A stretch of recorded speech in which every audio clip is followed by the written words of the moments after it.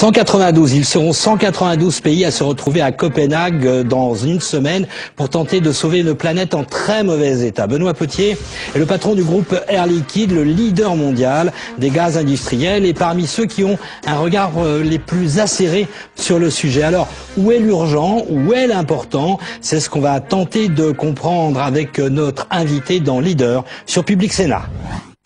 Bonsoir à tous, bienvenue sur Public Sénat, le 18h dans quelques secondes, l'onde de choc du référendum suisse sur les minarets. Notre invité sera l'écrivain Tahar Benjelloun, auteur il y a quelques années de l'islam expliqué aux enfants. À 18h30, dans sa bibliothèque Médicis, Jean-Pierre Elkabbach recevra des auteurs pour parler de l'environnement, cela bien sûr à quelques jours du sommet de Copenhague. Tout de suite le journal.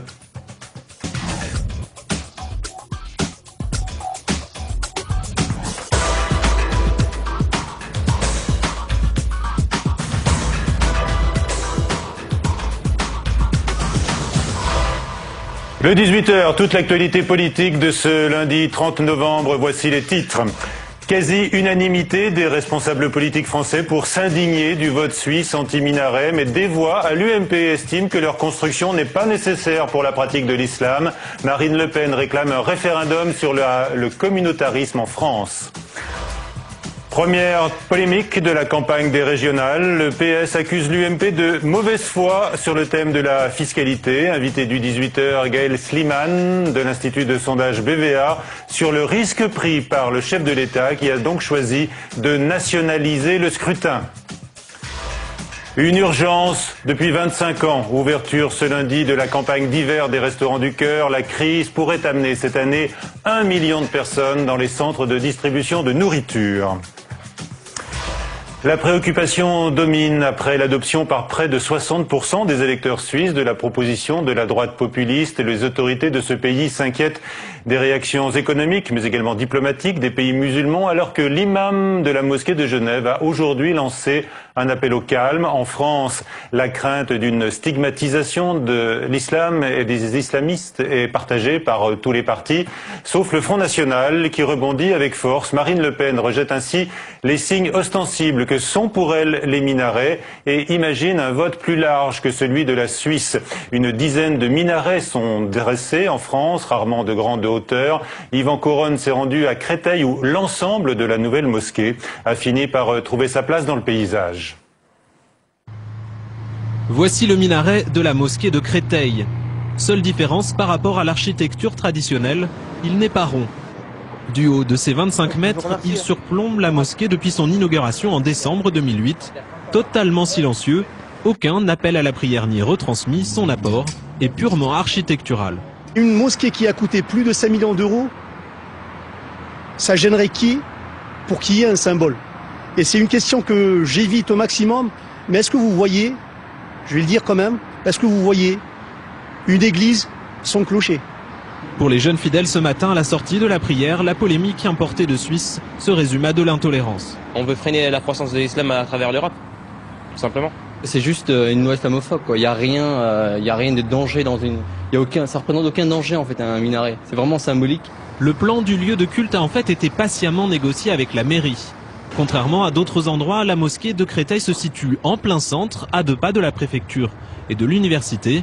Le minaret reste donc discret, il n'est pas visible de la route. Il est en face de vous, il n'est pas plus agressif vis-à-vis du paysage urbain que ne l'est l'enseigne de l'hôtel que vous avez à côté. Les projets actuels de mosquées en France ne prévoient pas tous des minarets. Car aujourd'hui, le principal obstacle à leur construction reste leur coût. Et donc l'écrivain Tahar Benjelloun sera notre invité dans un instant. Réunion de crise ce matin à l'Élysée sur la grippe A en présence de tous les ministres concernés par l'épidémie. Les plages d'ouverture des centres de vaccination vont être élargies. Par exemple, le soir, l'accueil du public devrait être assuré et également le dimanche, un challenge que dit relever ce soir la ministre Roselyne Bachelot. Après le coup de semonce des sénateurs l'autre semaine, les restaurateurs ont reçu le message. Il leur faut trouver des contreparties à la baisse de la TVA. Une occasion leur est donnée aujourd'hui avec les négociations salariales portant notamment sur la fixation d'une prime pour les salariés. La somme de 200 € est évoquée, mais la profession se montre très divisée. Marie Brémaud.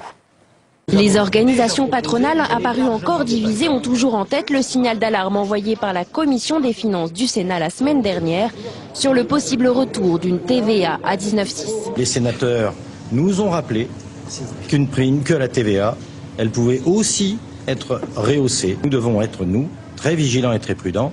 Ce qu'un président de la République ou un gouvernement a fait, un président de la République différent ou un gouvernement différent peut le défaire. La proposition du patronat, une prime éphémère afin d'augmenter le pouvoir d'achat des salariés. Mais cette mesure annoncée aux médias avant toute consultation avec les partenaires sociaux illustre le malaise de cette ultime journée de négociation salariale dans la restauration. Les syndicats ne cachent pas leur ras-le-bol. Ils vont arriver avec un accord tout fait, tout seul. C'est ce qu'ils appellent de la négociation. La situation est déplorable. Je ne suis pas sûr qu'on arrive à quelque chose aujourd'hui pour ma part. En contrepartie de la baisse de la TVA, le 1er juillet dernier, ils réclament bien plus. Un accord en fin de journée semble difficile. Des restaurateurs indépendants ont déjà prévu d'organiser leurs vrais états généraux de la restauration en janvier prochain. On change de sujet avec l'État qui promet d'aider les restaurants de cœur à faire face à la paupérisation croissante d'une partie de la population. Le ministre du Logement, Benoît Apparu, est conscient de l'augmentation des besoins. 100 millions de repas ont été servis l'an dernier à 800 000 personnes. Des centaines de restos du cœur ont donc ouvert aujourd'hui partout en France. Les députés socialistes ont déposé une nouvelle demande de commission d'enquête sur les sondages de l'Élysée, mais pas seulement. Pour contourner le rejet de leur première demande, ils ont modifié leur formulation englobant tous les sondages payés avec des crédits publics. La suite du 18h, 3 questions à Tahar Benjeloun.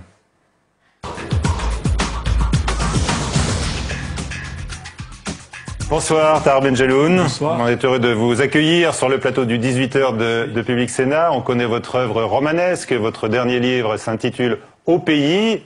On pourra en parler parce que il est en concordance avec certains faits d'actualité et même avec le débat sur l'identité nationale.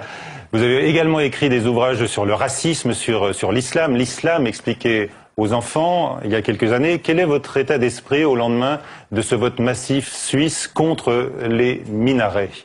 J'ai trouvé ça un peu ridicule, un peu stupide, d'autant plus j'étais en Suisse il y a quelques jours et j'ai vu les affiches absolument extraordinaires avec des minarets en forme de missiles implantés sur le drapeau suisse avec une femme en burqa, comme si l'islam se résumait à cette agressivité, à cette ignorance incroyable. Alors, il y a une peur qui a été alimentée par ce parti et puis ces affiches. Or, c'est absolument ridicule. Je trouve ça tellement stupide que ça me fait rire parfois, mais enfin bon, la bêtise n'a pas de limite. Mais on entend peu de rire quand même aujourd'hui dans le personnel politique et parmi la population musulmane qui, à bon droit, selon vous, peut se sentir stigmatisée. Oui, d'autant plus que l'islam qui fait mal en général, lui, il se réjouit de ce genre de situation. Parce qu'il dit, voilà, vous voyez, l'Occident, ils ne les aiment pas, etc.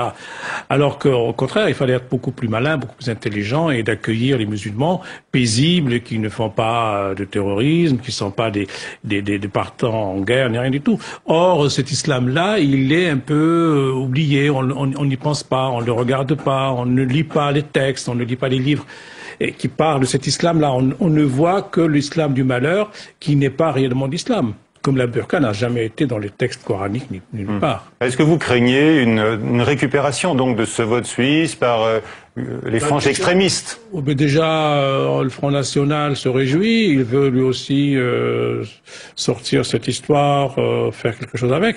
Donc c'est stupide. Il faut un minaret serrois, c'est un symbole, et d'autant plus que celui qu'on a vu tout à l'heure de Créteil est joli, c'est une belle architecture, c'est pas du tout quelque chose qui, à mon sens, fait du mal. Ça fait du mal à personne. Bon, c'est simplement, ça signifie. De quoi? Le symbole qui est là, en fait, c'est là où le muezzin monte pour faire l'appel à la prière. C'est tout. Alors pas dans les pays européens, ça ne se pratique pas comme ça. Il n'y a pas de muezzin. À faire l'appel à la prière parce qu'on est dans un pays laïque. C'est un symbole fort, quand même. C'est un symbole d'une présence d'une mosquée comme les clochers pour l'église. Alors les synagogues, il n'y a pas de monument qui est érigé, mais à la porte il y a des symboles. Donc ce sont des choses sympathiques et symboliques. Ça n'a rien d'agressif ni de méchant. Mais certains trouvent que les symboles de l'islam sont déjà trop agressifs, s'ils sont trop nombreux. Alors là, ça veut dire que vraiment, il y en a qui ont des vrais problèmes avec cette religion. On a l'Europe a très bien intégré les immigrés italiens, espagnols, portugais sans aucun problème parce qu'ils étaient de la même ère judéo-chrétienne. Là, depuis 40-50 ans, on est en train de se poser des fausses questions parce que il se trouve que la plupart des Maghrébins tous les Maghrébins sont de culture musulmane. Alors c'est un peu ça qu'on veut arrêter. Alors on va voir quand même si ce scrutin suisse nous pose à nous Français et aux autres Européens de vraies questions. Parce qu'on peut se demander, Tahar Ben-Jelloun, si un sondage comme celui qui a été proposé aux électeurs suisses ce week-end n'obtiendrait pas le même résultat en France, en Belgique ou aux Pays-Bas. Qu'en dites-vous? Absolument. Oui. Bien sûr, parce que si vous jouez sur la peur et l'ignorance, si vous faites l'amalgame entre islam, terrorisme, etc., c'est évident que vous aurez énormément de gens qui vont voter pour l'élimination du minaret. Ça, l'islam n'est pas encore accepté dans cette société. L'islam n'apparaît pas comme une religion douce et paisible, ce qu'elle est dans le fond quand on la lit sérieusement. Moi, j'essaie un peu de faire lire un livre remarquable qui est paru quelques mois, qui s'appelle Penser le Coran, qui est un livre fait par Mahmoud Hussein aux éditions Grasset, qui est d'une simplicité extraordinaire parce qu'il revient au texte. Et quand on lit ce petit livre magnifique, remarquable, où il demande comment le Coran a été révélé dans des moments bien précis, dans le temps et l'espace, et que ces moments-là ne sont pas ceux que nous vivons aujourd'hui, etc. Ça éclaire beaucoup de choses. Ah oui, mais vous incitez qui à le lire? Les musulmans comme vous ou bien les non-musulmans? Les grands et les petits. Certains musulmans d'abord. D'abord parce qu'il y a des musulmans qui lisent pas, il y a des musulmans qui ont des préjugés aussi, il y a des musulmans qui ont une vision de l'islam fausse. Oui, qui ont une vision de l'islam totalement fausse, caricaturale, et qui se fanatisent aussi, parce que c'est vrai que tout ça c'est compliqué, et l'islam a besoin d'être pacifié, enfin que son image soit rendue à elle-même, c'est tel qu'il est réellement. Et cette votation suisse produit l'exact inverse. Oui, bien sûr qu'elle va stigmatiser les musulmans. C'est pas. Vous dites que les minarets sont un symbole, Tahar Ben-Jelloun. Tous les partis, je le disais, sauf le Front National, expriment leur indignation aujourd'hui en France, mais on a quand même entendu quelques voix importantes de l'UMP, notamment Xavier Bertrand ou encore Dominique Paillet, aujourd'hui s'interroger sur la nécessité d'ériger des minarets. On peut construire des mosquées sans forcément construire un minaret? Moi, je pense qu'il faut construire des minarets qui épousent bien le paysage architectural. Comme tout à l'heure, moi j'aime beaucoup l'architecture de Créteil, il est très bien. Et c'est vrai que quand on voit des tours ou des tours d'une esthétique douteuse, sont beaucoup plus agressives à l'œil, en tout cas, et à l'esthétique, qu'un petit minaret qui désigne simplement que là, il y a des musulmans qui se réunissent pour prier. Alors, on va pas les renvoyer dans les garages ou dans les lieux clandestins. Il vaut mieux qu'ils aient un lieu de prière. Avec un minaret. Même symbolique. Même de faible hauteur. Oui, bien sûr. Bien. Enfin, et sans musine, comme vous le dites. On n'est pas au Maroc. Je pense que ça, nous sommes dans un pays laïque, je comprends tout à fait ça, je ne revendique pas du tout ça, c'est normal. Qu'est-ce que vous répondez à Éric Besson, qui est le ministre qui a lancé il y a quelques semaines le débat sur l'identité nationale et qui estime, je cite, que la construction de minarets relève de l'urbanisme? Oui, l'urbanisme, oui, ça va, relève de l'urbanisme, oui. Mais l'identité nationale, moi je trouve que c'est un débat inutile, c'est comme si on débat sur la vie, finalement. L'identité nationale française, c'est quoi? C'est le paysage humain français qui se transforme tous les jours par ses couleurs, par ses richesses, par ses diversités. Et ça, c'est naturel. Pourquoi tout d'un coup s'arrêter et s'interroger là-dessus? La vie, elle va, et on n'a pas à faire... ceux qui s'interrogent, qui posent des questions sur l'identité, ce sont les gendarmes et les policiers, mais pas l'État, je veux dire pas les ministres. D'accord, mais là, la question est censée concerner tous les Français. Tout le monde est censé participer à cette réflexion collective. Oui, il faut simplement rappeler à tout le monde, aussi bien les Français de souche que les Français récents, que la France est composée d'apports multiples et divers. Et que ça, c'est un enrichissement et non pas un appauvrissement. C'est tout. Et que cette France-là, elle est superbe. C'est pour ça que moi, c'est cette France que j'aime, moi. Je n'aime pas la France qui va se replier sur elle-même, qui va être comme ça, il va avoir peur du voisin parce qu'il parle pas la même langue, etc.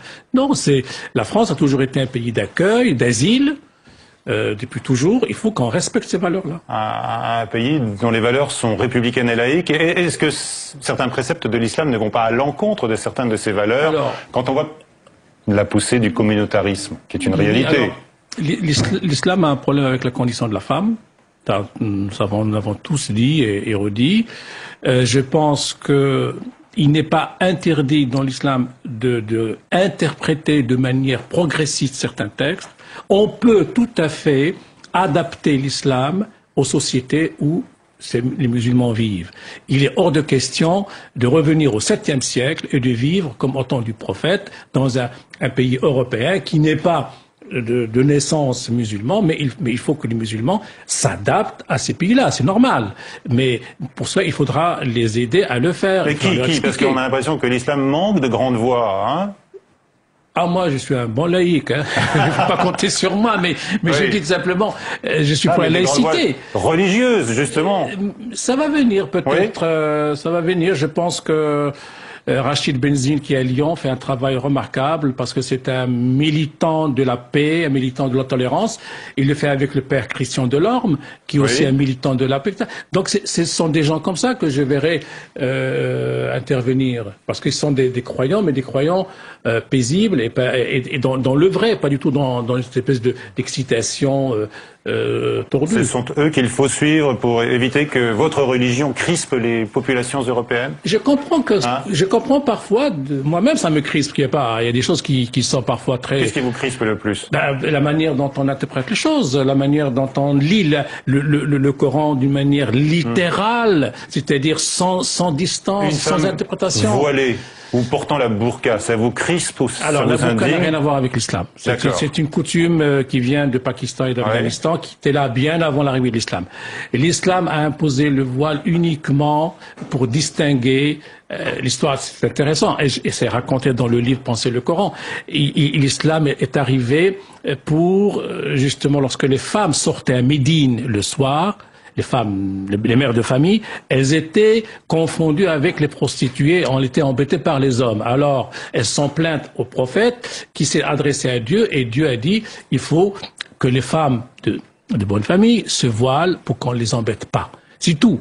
Mais il n'a jamais été question de mettre dans un linceul noir les femmes et de les cacher comme si c'était un microbe ou un virus qu'il faut absolument écarter de la vie. Est-ce qu'il faut une loi pour interdire la burqa, selon vous? À mon avis, la burqa, ça représente quelques centaines de personnes. Il faut simplement laisser les gens... Dans la rue, lorsque les gens sont habillés d'une manière tellement scandaleuse, bon, c'est leur problème, c'est leur liberté. Mais une institutrice qui va aller enseigner en burqa, non, absolument. Qui va, par exemple, dans l'administration recevoir les citoyens, non.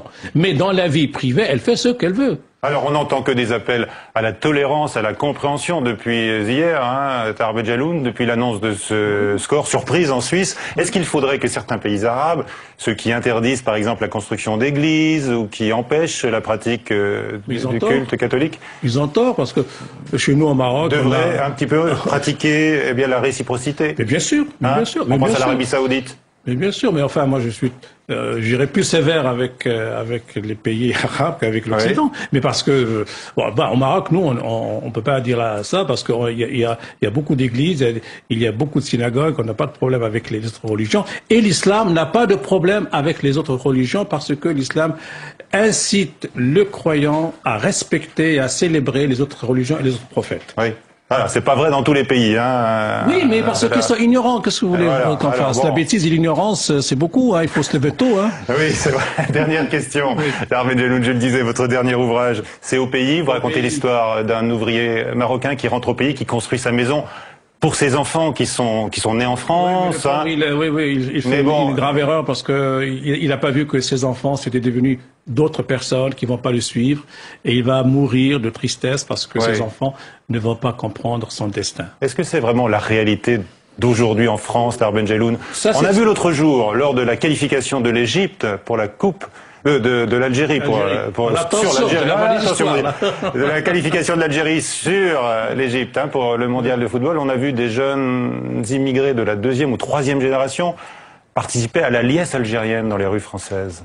C'est bien la preuve qu'il y a cet attachement encore aux racines. Oui, bien sûr qu'il y a. Non, les racines sont là, elles sont là, bien sûr. Mais ça n'empêche pas. Moi, je suis français et je pense aussi à mon pays, le Maroc. C'est-à-dire qu'on peut être dans cette bigamie sans avoir de problème. Bigamie, attention, vous allez ouvrir un autre débat. Oui, mais là, c'est une bigamie. C'est une bigamie de valeurs. Merci, Tahar Benjelloun. Merci de nous avoir rendu visite ce soir. La suite du 18h, séquence décodage. Avec le risque pris par Nicolas Sarkozy, vous le savez, qui a choisi de nationaliser le scrutin des régionales.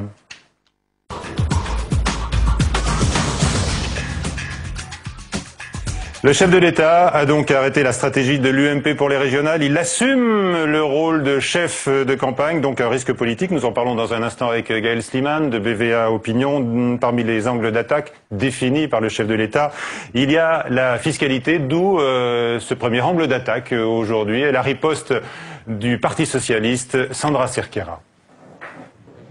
En cas de victoire au régional, l'UMP le promet, pas d'augmentation des impôts. L'argument est censé frapper fort et surtout fustiger les régions socialistes qui, d'après le gouvernement, ont fait exploser la fiscalité. L'État n'augmente pas les impôts, il n'y a pas de raison que dans les collectivités territoriales on augmente déraisonnablement. Je veux dire, chacun peut un peu augmenter chaque année en fonction des services qu'il crée, la question n'est pas là. Mais augmenter de 20 ou de 30% comme on l'a vu dans un certain nombre de régions, c'est tout à fait inacceptable. Démagogie, répond la gauche. Elle dit également pouvoir tenir cette promesse de taux zéro. Car si la réforme territoriale passe, les régions auront pieds et mains liés. Elles n'auront plus aucun impôt ménage où elles pourront bouger les taux. Donc de toute façon, avec le projet actuel, elles n'auront plus aucune autonomie fiscale. Aucune. Pour les économistes, il est impossible de ne pas augmenter la fiscalité, puisqu'appliquer les mesures de l'État suppose des dépenses qui gonflent bien plus vite que les compensations. Si on met en œuvre les recommandations, par exemple, du Grenelle de l'environnement en matière de transport en commun, etc., il est évident qu'il va falloir trouver des ressources supplémentaires. Des ressources que les régions seront peut-être obligées d'aller chercher dans l'augmentation de la taxe foncière et de la taxe d'habitation, et ce, au détriment des ménages. Bonsoir Gaël Slimane. Bonsoir. Donc pas 22 campagnes, mais une seule, c'est la logique imposée ce week-end par Nicolas Sarkozy, c'est-à-dire l'exact inverse de ce qui avait été fait en 2004. Oui, Jean-Pierre Raffarin à l'époque avait choisi d'afficher une campagne avant tout sur le terrain des régionales, donc une campagne dans chaque région. Nicolas Sarkozy, lui, fait ce choix qui surprend un petit peu aujourd'hui à lire les médias, mais qui en fait est une habitude chez Nicolas Sarkozy. En 2008, lors des municipales, il avait déjà fait ce choix initialement d'assumer finalement qu'il s'agissait d'élections qui auraient un impact national, qui seraient décodées d'un point de vue national par rapport à la politique conduite par le gouvernement, et du coup d'assumer clairement les choses. Alors c'est vrai que d'assumer l'échec éventuellement. Alors ce qu'il faut voir, c'est qu'à l'époque des municipales, il avait eu tendance à faire un petit peu marche arrière au fur et à mesure que s'annonçaient de mauvais sondages. On verra si ce sera le cas cette fois aussi. Quelles sont vos prévisions de gains pour l'UMP BVA? Prévision, on n'a pas de boule de cristal pour faire des pronostics. En revanche, ce que l'on sait, un enjeu qui est évident, c'est que, a priori, la plupart des régions resteront à gauche, resteront au Parti socialiste. Les responsables de l'UMP, on l'a vu ces dernières semaines, ont révisé à la baisse leurs espoirs de gains. Alors après, il y a une partie tactique de leur part. Je vous en dirai un mot si vous voulez, mais globalement, il y a cette idée finalement que ces élections seront gagnées par la gauche, et le seul enjeu, c'est à quel point. À partir du moment où on sait aussi à travers les sondages que Nicolas Sarkozy est assez impopulaire, que la politique qu'il mène l'est aussi, et qu'a priori les choses devraient encore se gâter d'ici aux prochaines régionales pour des raisons macroéconomiques et sociales, c'est-à-dire un contexte de crise sociale, avec à côté un contexte sur le plan du CAC 40 et de la bourse de progression. Donc c'est à peu près ce qu'on peut faire de pire pour un gouvernement en place, parce que ça réactive ce sentiment d'injustice. Comment est-ce que vous décryptez cette tactique électorale que vous vouliez évoquer, puisque en vous écoutant, on comprend que Nicolas Sarkozy prend un gros risque en nationalisant le scrutin? Je ne sais pas s'il prend un risque, parce que de toute façon, son diagnostic, c'est de se dire, quoi qu'il arrive, ce sera interprété au niveau national. C'est déjà ce qu'il avait dit lors des dernières municipales. Donc si je veux être sévère, je dirais perdu pour perdu. Autant afficher la couleur dès maintenant et dire que cette élection doit se jouer avec la fleur au fusil pour les équipes en campagne. C'est-à-dire qu'il n'a pas envie d'avoir dans chacune des régions, en plus de risquer de subir une défaite d'un point de vue national, eh bien des gens qui ne porteront pas le t-shirt UMP de manière très ostensible. Il a envie de faire aussi le plein le plus possible en premier tour en assumant ses choix le plus clairement possible. Alors justement, tout reposera sur les choix, les thématiques de la campagne. Absolument. On les connaît déjà, hein, on a parlé de la fiscalité, on a parlé de l'identité nationale, de l'immigration, ce sont des thèmes qui vous semblent porteurs? Oui, c'est-à-dire que clairement aujourd'hui vous avez cet effet ciseau dont je parlais, c'est-à-dire une situation sociale perçue comme catastrophique par les Français et une situation économique qui renforce encore ce sentiment d'injustice. Du coup, Nicolas Sarkozy, son objectif majeur, c'est que l'on parle d'immigration, d'identité nationale, d'insécurité, thèmes qui sont loin d'être prioritaires aux yeux des Français. Hein. Ce sont des préoccupations aujourd'hui très largement mineures, mais ce sont des préoccupations sur lesquelles la droite est mieux jugée que la gauche. Donc il a tout intérêt à ce qu'on parle de ces sujets-là, bien plutôt que de pouvoir d'achat, d'économie et de lutte contre le chômage. Il a ajouté la thématique de l'environnement ce week-end également. Oui, ça c'est pour matiner la chose d'un petit peu d'écologie, puisque vous le savez, les écologistes sont à la mode, ils ont fait de bons scores aux dernières européennes et ils se situent à des niveaux assez élevés dans les sondages. Alors, mais en mettant en avant l'environnement, les questions écologistes, en mettant en avant également l'identité nationale, l'immigration, est-ce qu'il risque de faire progresser à la fois Europe Écologie et le Front National? Alors, sur Europe Écologie, c'est possible, mais il n'en parle pas tant que ça, finalement, de l'écologie, il l'évoque. Sur le Front National, je ne crois pas. Je pense qu'effectivement, Nicolas Sarkozy a réussi un tour de force en captant une partie de l'électorat national en 2007, et depuis qu'il a déçu une partie de l'électorat populaire FN, qui avait basculé sur lui au premier tour et au second tour de la présidentielle, eh bien, cet électorat n'est jamais revenu vers le Front National. Et aujourd'hui encore, dans nos enquêtes, le Front National reste à des niveaux très bas. Donc, pour le moment, le risque FN, alors il y en aura un de toute manière, puisque au dernier régional, il faut rappeler qu'il y a eu énormément de triangulaires qui ont fait perdre la droite en PACA ou en Rhône-Alpes. On était sur un rapport de force 55-45 en faveur de la droite. Et pourtant, les régions ont basculé à gauche à cause de la présence du Front National. Donc certainement que le Front National jouera encore un rôle important, mais bien moindre que celui de 2004. Dans moins d'une dizaine de régions, peut-être? Vraisemblablement. D'accord. Alors, vous qui êtes un spécialiste des sondages, Gaël Slimane, je vous invite à commenter ce questionnaire express que nous posons chaque jour avec notre partenaire du nouvelobs.com. Pour vous, les élections régionales sont-elles avant tout régionales ou s'agit-il d'un enjeu national? Regardez, eh bien pour 74% des internautes du nouvelobs.com, c'est d'abord un test national. Donc là, pour le coup, le chef de l'État fait mouche. Oui, le chef de l'État fait mouche, comme je vous le disais. Le fait de dire que les élections seront nationales, c'est un risque pour lui, mais en même temps, c'est tellement ce que pensent déjà les gens que fondamentalement, il n'a pas tort. Est-ce qu'il va être suivi néanmoins, le chef de l'État, par toutes les têtes de liste là dans les régions? Certains estiment que les thèmes mis en avant ne sont pas forcément ceux qui correspondent aux préoccupations des Français. On a par exemple entendu Jean-Claude Gaudin, Alain Juppé. C'est aussi pour ça qu'il le dit. Quelques distances. C'est aussi pour ça que Nicolas Sarkozy insiste sur et se met en danger personnellement parce qu'il a envie que ses troupes en campagne jouent le jeu collectif et portent le t-shirt UMP. Très bien, merci beaucoup Gaël Slimane pour cette explication de cette intervention remarquée ce week-end du chef de l'État devant toutes les troupes de l'UMP. C'est la fin de cette édition. Dans un instant, sur Public Sénat, vous avez rendez-vous avec Bibliothèque Médicis. Jean-Pierre Elkabbach reçoit des auteurs juste avant le sommet de Copenhague. Donc il sera justement question d'écologie, d'environnement et de climat. Bonsoir à tous.